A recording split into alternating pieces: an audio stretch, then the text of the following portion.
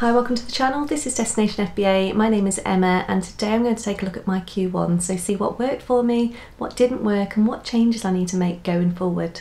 Now, I've always shared my journey openly and honestly via this channel, so today I sit here hands up and say my Q1 was absolutely rubbish. It's as simple as that. Now, I know I'm not alone in feeling like this. Lots of sellers have been posting on Facebook. I've seen post after post of people complaining that their sales are really slow these past few weeks. Now, I know this isn't the same for everyone. There are going to be sellers that are doing absolutely amazing. So this is the point where I need to sit back, I need to take a look at everything, see what I can change and see what's in my power to change. So I'd set myself some goals at the beginning of the year, and at the end of January, things were looking amazing. I was almost 50% increase on the previous year, and I was well on my way to hitting the £100,000 target I'd set for myself. Now, unfortunately, in February, my sales dropped to around 10% of what I'd done previously, and in March, they dropped another 30%. So whilst this is far from ideal, it's not the end of the world and I know I can turn it around, so I wanted to document this today so I can prove it to you. Now, there is some great money to be made on Amazon, but you do need to work hard and you need to put in the time and effort. Now, when things look bad, you have two choices. You can quit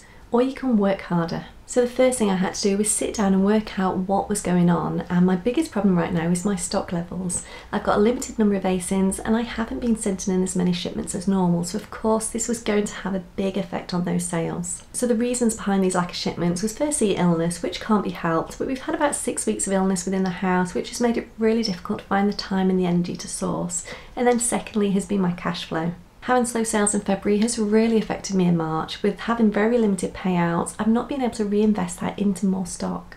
Now, I've also been struggling to find any good deals online. Now, maybe I'm just looking too much in the same places and I need to start branching out, but this has been really difficult and I've not been able to do RA because of illness. So a lot of the deals I've been using these past few weeks has been through OAD on the deal sheets, and this really has just helped to keep me afloat and keep that stock moving slowly. So yesterday I sat down, I looked at all my figures and I tried to make a plan. I tried to work out what was going wrong and what I needed to change. Now, illness wise, there's not a lot you can do here, but I would say in whatever job you're in, it is really important to take care of your health and your mental health. If you're run down, your head will not be 100% in the game. If you're run down, take that time out and then you can come back stronger. Then we had the cash flow issue. So if you're not getting regular sales, you're not going to be getting regular payouts, you don't have the money to reinvest back into the business. So I had looked through all my stock on Seller Central and worked out that I had about £5,000 of stock that was just stuck. Now, I used Profit Protector Pro and I went through and I priced everything as competitively as I could. Now, there is a lot of stock there where Amazon are now on the listing and I just can't compete. So I've dropped that price low. I will probably only break even, but at least I'm getting that investment back and I can put it back into the business again. It's just better to clear the stock, have some cash flow and not be paying long-term storage fees. And then I placed some big orders using deal sheets. Now, I don't currently have a business credit card, but I did have an empty personal credit card. So I've used this to order that stock that will hopefully get things moving in the right direction again. Now, as soon as Amazon make a payout, that will pay off the card completely and then it's empty if I need it again in the future. And this way I won't pay any interest.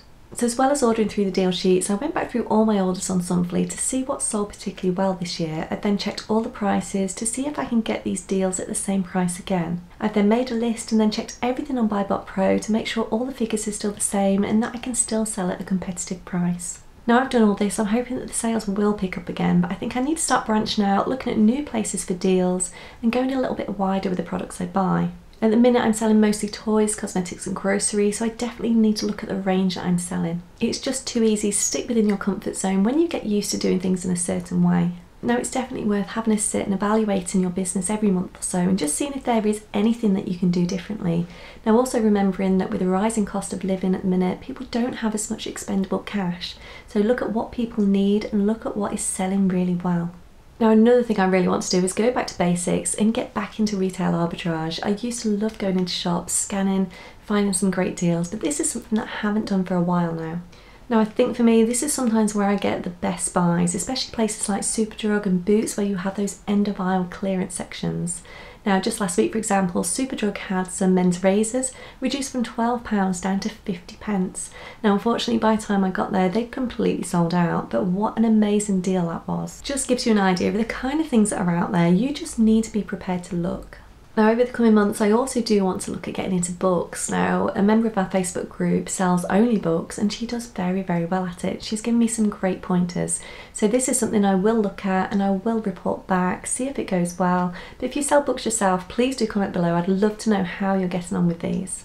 So I do have a few other things going on, including some unique bundles that I've recently sent in, so I'm just waiting to see what happens with those and how well they sell. But I'm hoping we can go back to how things were in January and sales can pick up and I can still be on target for that £100,000. So that was just a bit of an update from me with a plan of action going forward. Now if you do find yourself in a similar situation, I would say take a minute, sit back and evaluate what's going on. Look how far you've come, how well you've done and the potential you've got for the future. You cannot fail until you quit. So hopefully my next quarterly update will be completely different to this one. Things will start picking up and I'll start smashing those targets, but do keep watching because I will update you for sure. So that is it for today. Thank you very much for watching and I'll see you soon. Bye bye.